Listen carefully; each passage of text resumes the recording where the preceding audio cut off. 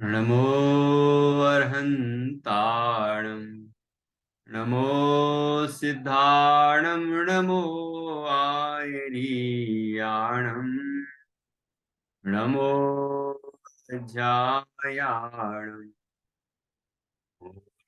ये सव्यसाहूणम्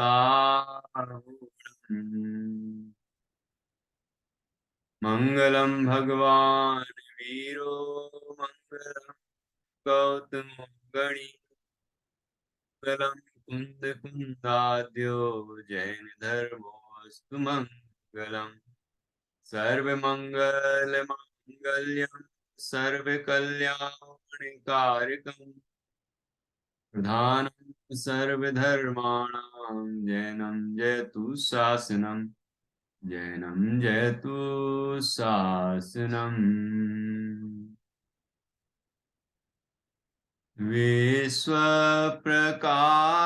महिमान ममानमेकम् ओमक्षराद्यखिलवाङ्मय हेतुभूतम् यं शङ्करं सुगतमीशमनीशमाहु अर्हन्तमूर्जितमहम् अमहं नमः।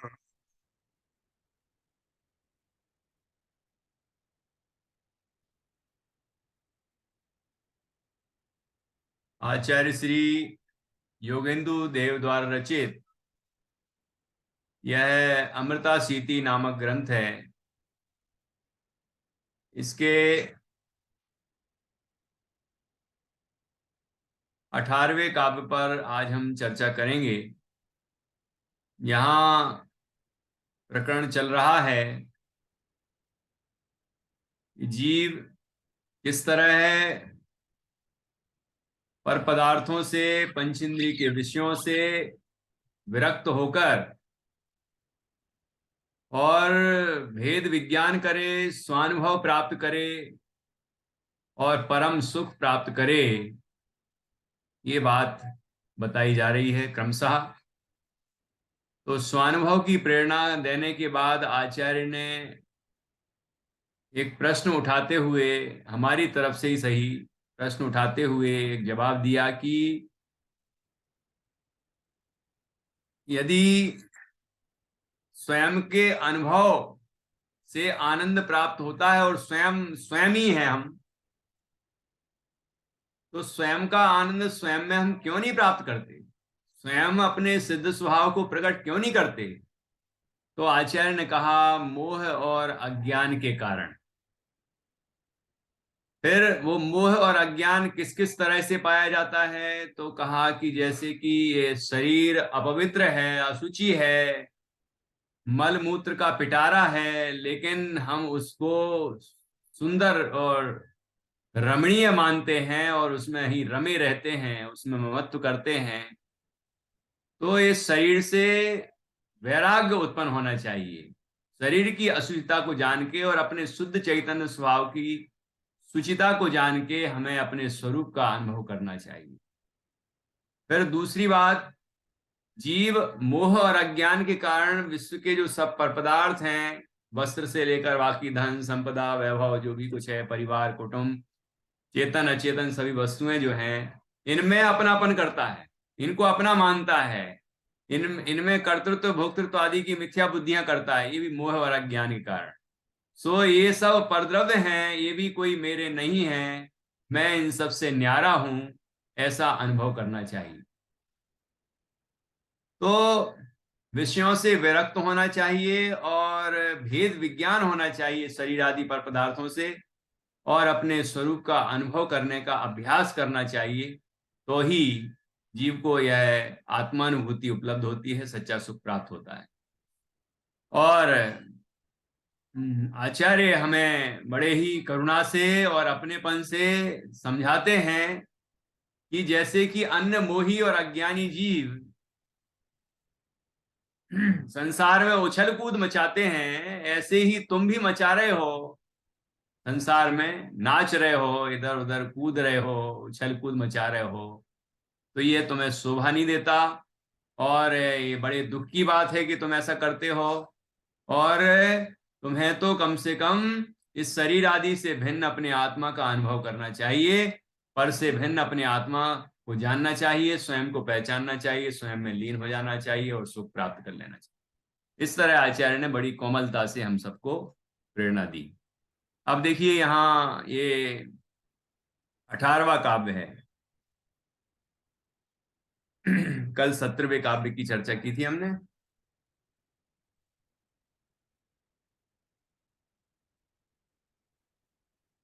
ठीक है, अब 18वां, पेज नंबर 36। देखिए पढ़ते हैं। नो जीयते जगति केनचिदेश मोहम।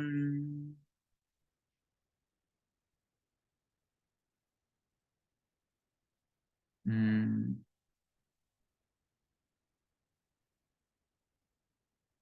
नो जीयते जगति केनचिदेश मोहम। मंजूषा जी के पास ग्रंथ है ना? नहीं है?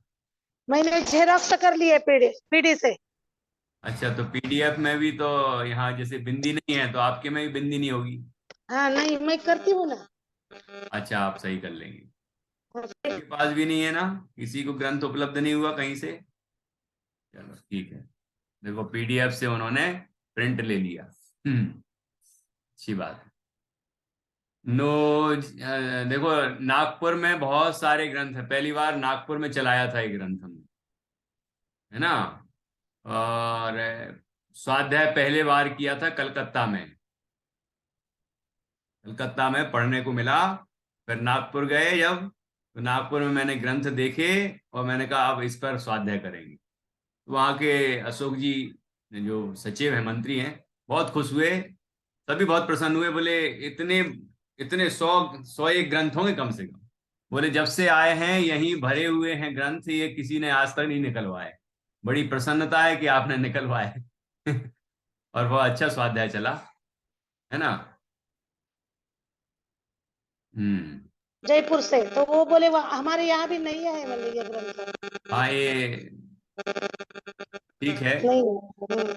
तो नागपुर से मंगा सकें तो आपके महाराष्ट्र में ही है, देख लीजिए। देखेंगे कौन कौन हाँ है तो इनके पास। ठीक है, ठीक, ओके। तो देखिए, नो जीयते जगति केनचिदेश मोहम, एत्याकुलम एत्याकुलं किमसि सम्प्रतिरेव यस्य, कोऽपि कोऽपि पुरता स्थित शत्रुसैन्यम्, कोऽपि पुरता स्थित शत्रुसैन्यम्, सत्वाधिको जयति सोचसि किं मुधा त्वम्। देखिए ये बिंदियां इसमें बस गायब हो जाती हैं, विसर्ग और बिंदी। वो हम त्याकुलम, पुरतः विसर्ग, ठीक है, बाकी ठीक है। तो आचार्य क्या कहते हैं? नो जीयति, नो जीयते,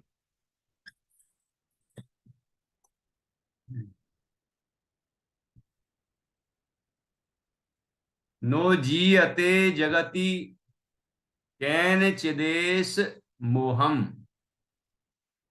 यहाँ उत्थानी का देखिए, किसी से भी मोह को नहीं जीता जाएगा, ऐसी मान्यता से व्याकुल व्यक्ति को दृष्टांत पूर्वक उत्तर देते। लोग क्या सोचते हैं कि भैया ऐसा खतरनाक मोह है जिस पर पूरे विश्व, जिसने पूरे विश्व पर साम्राज्य कर रखा है ना, जिसकी जिसकी बारे में इतनी बातें आचार्य ने पहले कह दी कि मोह के कारण जीव नाच रहा है, उछल कूद मचा रहा है, मोह राजा है और अज्ञान मंत्री है। है ना। आत्मा स्वयं होने पर भी और स्वयं में आनंद होने पर भी स्वयं का अनुभव नहीं करता, इसका कारण मोह है। तो मोह की इतनी भयंकरता का वर्णन कर दिया तो कोई जीव ऐसा सोचने लग गया कि ऐसे मोह को तो फिर जीता ही नहीं जाएगा।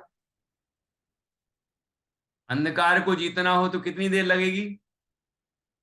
सुबह होते ही अंधकार गायब, प्रकाश होते ही अंधकार गायब। और स्वप्न टूटने में कितनी देर लगेगी? जाग जाओ तो स्वप्न टूट जाएगा। कोटि वर्ष नो स्वप्न पण जागृत तथा समाये। करोड़ों वर्षों का स्वप्न हो लेकिन जागते ही समाप्त हो जाता है। ऐसे ही ये मोह अनादिकाल से है, लेकिन कितनी देर में समाप्त हो जाएगा? एक क्षण में। ठीक है ना। तो यहाँ कोई जीव ऐसा सोचता है, मानता है कि किसी से भी मोह को नहीं जीता जाएगा। तो आचार्य कहते हैं कि ऐसी मान्यता से आकुल व्याकुलित व्यक्ति को दृष्टांत पूर्वक उत्तर देते हैं, उसे समझाते हैं कि ऐसी बात नहीं है कि उस मोह को कोई जीत नहीं सकता है ना। देखो खंडान्वय में अपन ऊपर से भी फिर वापस जाएंगे। रे वयस्य, यहाँ लिखा है रे वयस्य, हे प्रिय मित्र। वयस्य का अर्थ होता है मित्र, है ना। हे रे वयस्य अर्थात हे प्रिय मित्र। आचार्य देखो कितने प्यार से बोल रहे हैं, हे प्रिय मित्र। ऐसा सोच रहे होंगे कि ये पुरुष वर्ग को ही संबोधित कर रहे हैं। वो तो आत्मा देखते हैं सबको, ये स्त्री और पुरुष नहीं देखते, है ना। वो मित्र हैं, वो समान है, सभी आत्माएं बराबर हैं, कोई छोटा बड़ा नहीं है। तो मित्र हो गए। इस दृष्टि से मित्रता में बराबरी होती है ना। तो यहां भी आचार्य मित्र कह रहे हैं। देखो कितनी बड़ी बात है ये, हम सबसे मित्र कह रहे हैं। हे प्रिय मित्र, जगति लोक में एस एसह मोहम, यह मोह, यह मोह कैनचिद किसी के द्वारा भी नो जियते नहीं जीता जाता है। इति ऐसा विचार करके संप्रति अब अब आकुल अर्थात व्याकुल किमसी क्यों हो रहे हो। ठीक है। नो जीयते नहीं जीता जा सकता, जगती जगत में, कैन चिदेसा, कैन चिदेश मतलब किसी से भी, एस मोह यह मोह, है ना। ऐसा मोहा हो सकता है, तो ये मोहम की जगह मोहा हो सकता है। अभी मेरे पास ग्रंथ नहीं है यहाँ उपलब्ध। मुझे अभी छूना नहीं है 10-12 दिन, तो इसलिए मैं सिर्फ पीडीएफ से ही पढ़ रहा हूँ। कहीं कोई बिंदी की जो चूक होगी उसमें पीडीएफ में, तो उसको सुधारेंगे बाद में यदि कदाचित रह गई तो। वैसे तो नहीं रहना चाहिए। तो ऐसा मोहा, यह मोह, विसर्ग होना चाहिए, मोहम की जगह मोहा होना चाहिए। इत्याकुलम, यहां तो ठीक है। इस तरह की आकुलता ना, इस तरह से जो आकुलित व्यक्ति है, किमसी क्यों हो रहे हो, संप्रति रे, संप्रति अब, रे वयस हे मित्र, हे मित्र, यह मोह, यह मोह किसी से भी जीता नहीं जा सकता। ऐसे विचार से इस जगत में क्यों आकुलित हो रहे हो। कोपि एकोपि कोपि पुरतः स्थित शत्रु सैन्यम, इस शत्रु सेना के सामने, शत्रु सेना कितनी भयंकर है। देखो पुरतः स्थितम, सामने विद्यमान, शत्रु सैन्यम शत्रु की सेना को, सत्वाधिक, कोपी एकोपी, कि अतुल बलशाली कोई भी अकेला व्यक्ति जयति जीत सकता है। देखो शत्रु सेना बहुत बड़ी है, बहुत खतरनाक है, लेकिन उसके सामने एक ही व्यक्ति है, और वो एक व्यक्ति भी पूरी शत्रु सेना को जीत सकता है। जीत सकता है कि नहीं जीत सकता है? ऐसा कोई उदाहरण आपने पुराण में सुना है क्या? प्रद्युमन कुमार का उदाहरण सुना है? प्रद्युम्न कुमार जब अपने विद्याधरों के देश से वापस लौटे द्वारिका, है ना, और उन्होंने सीधा परिचय नहीं दिया श्री कृष्ण जी को, उनके पिता थे वो श्री कृष्ण, परिचय नहीं दिया कि मैं आपका पुत्र हूं। कहते हैं वीर लोग ऐसे परिचय नहीं देते, वीर लोग वीरता का प्रदर्शन करके अपना परिचय देते हैं। तो उन्होंने पहले रुक्मणी जो उनकी माँ थी उनके पास गए, है ना, पर उनको बाद में सब बता दिया, और ये फैला, और उनको अपने साथ में ले गए और ये फैलाया कि नारायण की पत्नी को कोई हर ले गया। तो श्री कृष्ण जी भड़क गए, और श्री कृष्ण जी की चतुरंगिणी सेना थी, बहुत बड़ी सेना, तो पूरी सेना सहित आ गए वो उसको, प्रद्युम्न कुमार को पकड़ने के लिए। उन्हें नहीं पता था कि वो मेरा पुत्र है, और वो तो अपनी, तो हमसे मतलब मजाक कर रहा है, लेकिन उन तो बहुत क्रोधित हुए, तो शत्रु सेना के साथ, मतलब अपनी सेना के साथ उस शत्रु को पकड़ने के लिए चल पड़े। फिर क्या हुआ, प्रद्युम्न कुमार ने अपनी विद्या के बल से श्री कृष्ण के बराबर ही पूरी एक सेना तैयार कर दी, अपनी विद्या के बल से। अकेले थे वो, और पूरी सेना तैयार कर दी, ठीक है ना, और अकेले ने ही श्री कृष्ण की सेना को वो जीत लिया।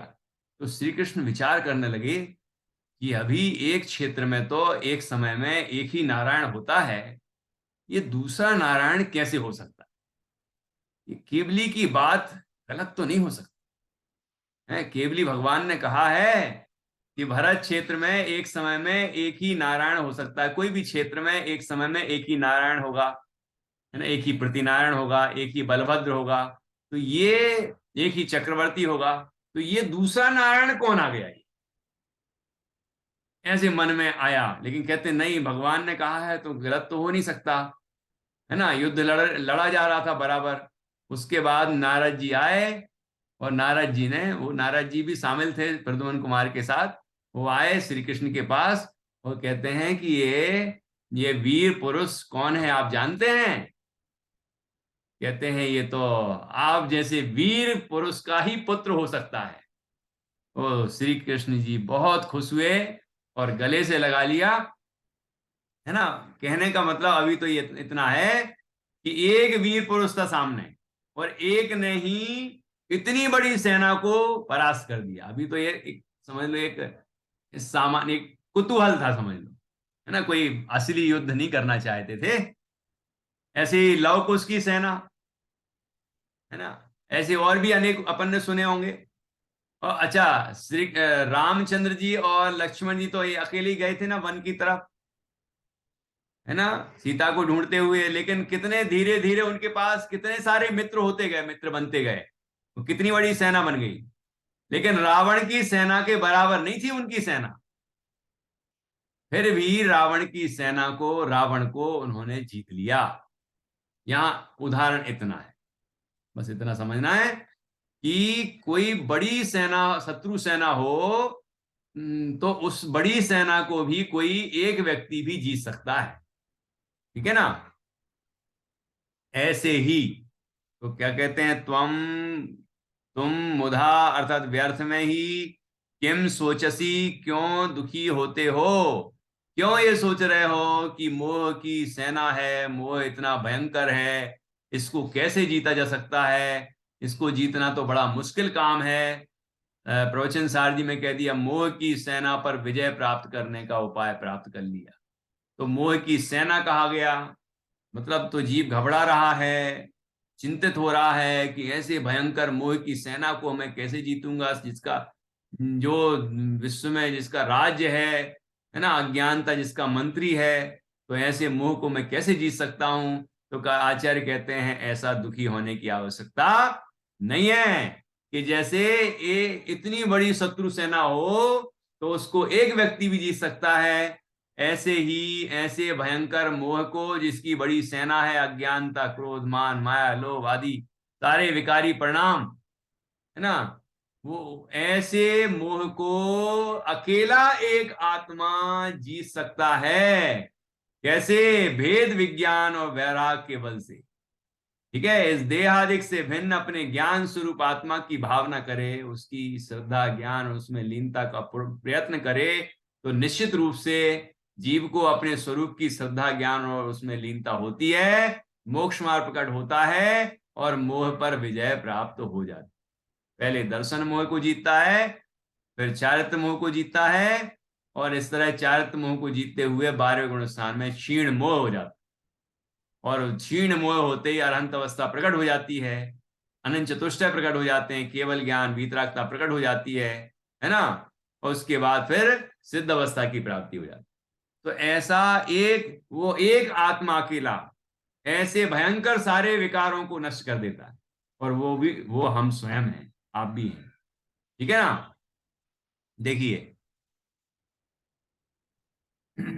इस तरह यहां पर ये एकोपि कोपि पुरता स्थित शत्रु सैन्यम, शत्रु सेना के सामने स्थित, पुरता अर्थात सामने स्थित कोई एक कोपी, कोई एकोपी एक पुरुष भी सत्वाधिको सत्वाधिको जयति, कि वो जो सत्वादि गुणों से युक्त है ना, जो अकेला अतुल बलशाली कोई भी अकेला व्यक्ति, तो जो सत्वादि गुणों से सहित है, जो अनेक गुणों से संपन्न है ना, जो शक्तिशाली है, वीर पुरुष है, वह अकेला ही इतनी बड़ी शत्रु सेना को जीत लेता है। सोचसी किम मुधात्वम, तो तुम फिर क्यों व्यर्थ में ही शोक कर रहे हो, व्यर्थ में ही विचार कर रहे हो कि इतनी बड़ी मोह की सेना को मैं कैसे जीतूंगा, अनादि के मोह रूपी शत्रु को मैं कैसे जीतूंगा, है ना, करोड़ों वर्षों के स्वप्न से मैं कैसे उभरूंगा, कि जाग जाओ स्वप्न समाप्त, रात्रि समाप्त, दिन होते ही सूर्योदय होते ही एक अकेला सूर्य है, वो इतने बड़े अंधकार को जीत लेता है, पूरे जो दुनिया में व्याप्त हो रहा है उस अंधकार को सूर्य की एक किरण आते ही वो नष्ट कर देता है। तो कहने का तात्पर्य कि हम भी एक आत्मा हैं, और ये मोह आदि जो विकारी परिणाम है, शत्रु हैं, ये अनेक भी हैं, तो भी इन सबको यह आत्मा जीत सकता है, ऐसा अंतर में आत्मविश्वास पैदा करना चाहिए। ठीक है ना, और इसके लिए दृढ़ पुरुषार्थ करना चाहिए। नो जीयते जगति केनचिदेश मोहा, इत्याकुलं किमसि सम्प्रतिरेव यस्य, एकोपि कोपि पुरता स्थित शत्रु सैन्यम, सत्वाधिको जयति सोचसि किं मुधात्वम। देखिए अब इसका हिंदी अनुवाद, टीका का हिंदी अनुवाद। नहीं जीता जाएगा लोक में किसी के भी द्वारा यह मोहनीय कर्म, इस प्रकार से आकुलित चित्त वाले क्यों हुए हो। अभी यहां तो अरे प्रिय मित्र, अधिक बलशाली अकेला भी कोई व्यक्ति सामने खड़ी हुई शत्रु की सेना को जीत लेगा, तुम व्यर्थ क्यों दुखी हो रहे हो, तुम व्यर्थ क्यों दुखी हो रहे हो। अब देखिए इसका भावार्थ।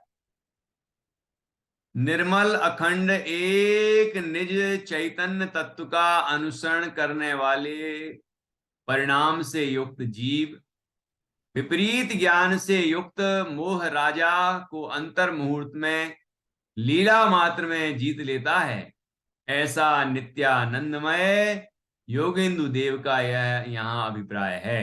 तो कितनी सुंदर बात कही है। ये भावार्थ है, भावार्थ। देखो यहाँ पर ये कन्नड़ में है, देखो है ना उतना ही बड़ा, ये कन्नड़ में है, कितना आध्यात्मिक भावार्थ है ये, है ना। वो एक कौन है, उदाहरण में तो एक वीर पुरुष है, तो सिद्धांत में वो एक कौन है कि हम स्वयं हैं, वो शुद्ध चैतन्य अनंत गुणों से संपन्न सिद्धों के जैसा, है ना, परिपूर्ण चैतन्य तत्व, जिसकी महिमा भगवान सर्वज्ञ देव गाते हैं, ठीक है ना। उन सर्वज्ञ की परंपरा से सभी गणधर, आचार्य, मुनिराज, ज्ञानी सब गाते हैं जिसकी महिमा। ऐसा वो शुद्ध चैतन्य तत्व हम स्वयं हैं, जो तीन लोक में सबसे सुंदर है, रमणीय है। और जहां ऐसा, जो ऐसा रमणीय है कि रम जाओ तो वहां से निकलने का मन ना हो, है ना, ऐसा रमणीय तत्व है ना। जो कहा गया है कि मुनिराज भी स्वरूप मंथर हो जाते हैं, ये स्वरूप में लीन हो जाए तो बाहर नहीं निकलना चाहे, है ना। आत्मा के बाग में आत्म रमण करने लगा, समय सार जी में आया, समय सार कलश। तो ऐसा ये शुद्ध चैतन्य तत्व है। देखो, निर्मल अखंड एक निज चैतन्य तत्व का अनुसरण करने वाले परिणाम से युक्त जीव। कैसा जीव? कि जो निर्मल अखंड एक निज चैतन्य तत्व का अनुसरण करने वाला है। कि निर्मल है, जो समस्त मोह राग द्वेष आदि मलों से रहित, नो कर्म द्रव्य कर्म भाव कर्म मल त्रिविध कर्म मल जो कहे हैं ना, उनसे जो रहित है, रहित स्वभाव वाला है जो है। और जो निर्मल और अखंड, अखंड है, जो द्रव्य क्षेत्र काल भाव से खंडित नहीं होता है, ऐसा अखंड तत्व है। और एक है, जो एक शुद्ध चैतन्य मात्र तत्व है, और ऐसा वो स्वयं है, कोई दूसरे की बात नहीं चल रही है ना। निज निज, तो वो स्वयं है, ऐसा निज चैतन्य तत्व। जो चैतन्य तत्व है मतलब अंदर में जो जानना हो रहा है, जानना, वो जानने वाला तत्व जो है वही चैतन्य तत्व है, वही आत्मा है। जहां जहां अंदर में ज्ञान है वही वही आत्मा है, ठीक है ना। ऐसा चैतन्य तत्व। और चैतन्य भाव में अकेला चैतन्य भाव नहीं समझना। मोक्षमा प्रकाशक जी में आया 7वें अधिकार में, समस्त भेद गर्भित हैं जिसमें ऐसा चैतन्य भाव, वो पारणामिक भाव है। तो चैतन्य भाव में अनंत गुण, अनंत धर्म, अनंत शक्तियां सब गर्भित हैं। चैतन्य भाव कोई खाली नहीं है, सूखा रूखा नहीं है, अकेला नहीं है, उसमें अनंत भेद गर्भित है। चैतन्य मात्र तत्व है ना। मात्र से नो कर्म द्रव्य कर्म भाव कर्म आदि का निषेध किया है।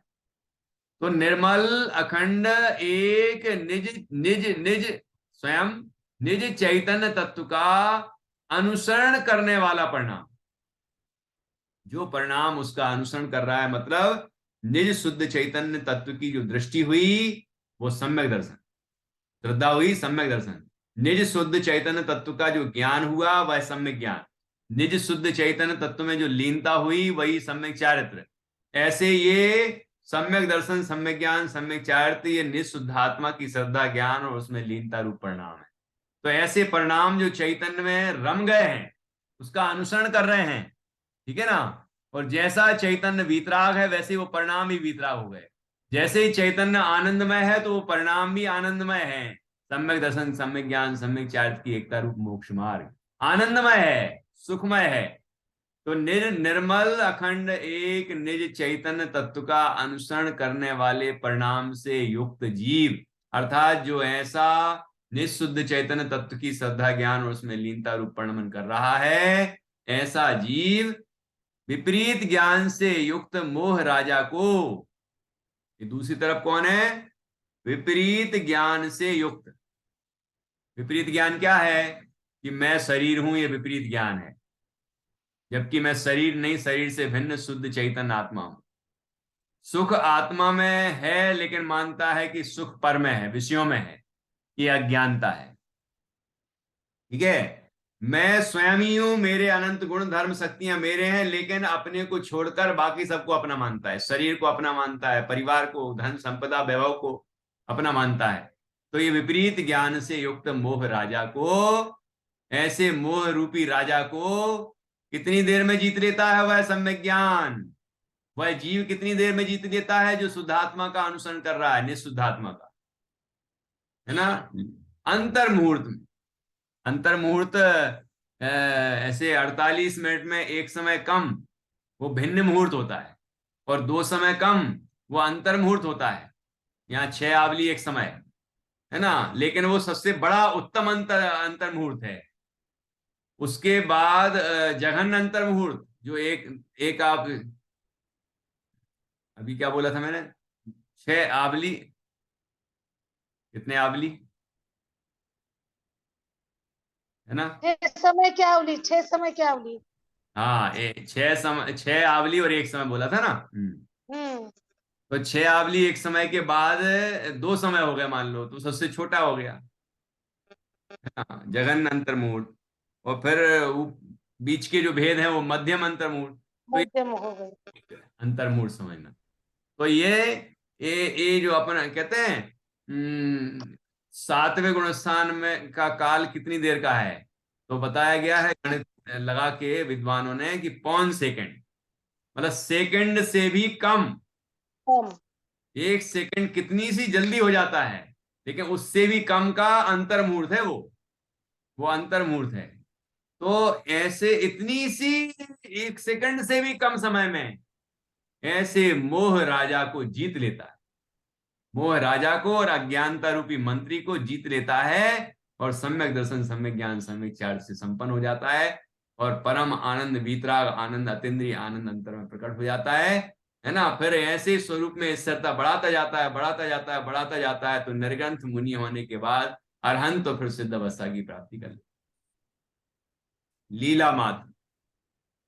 और अंतर्मुहूर्त में लीला मात्र में, लीला मात्र मतलब खेल खेल ही है ना? चुटकियों में, कुतूहल कुतूहल में ही, है ना? लीला मात्र में, ऐसा खेल खेल में ही, मतलब जैसे हंसी मजाक में कहते हैं ना, खेल खेल में।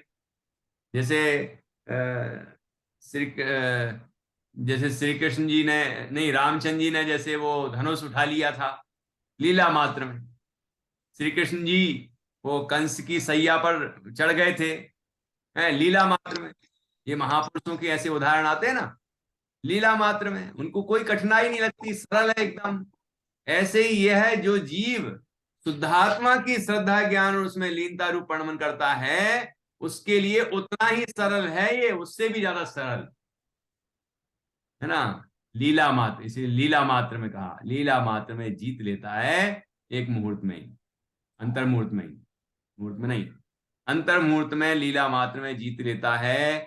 ऐसा नित्यानंदमय योगेंदु देव का यहाँ अभिप्राय है, नित्य आनंदमय, है ना? योगेंदु देव का यहाँ अभिप्राय है, ऐसा अभिप्राय यहाँ पर समझना चाहिए, ठीक है ना?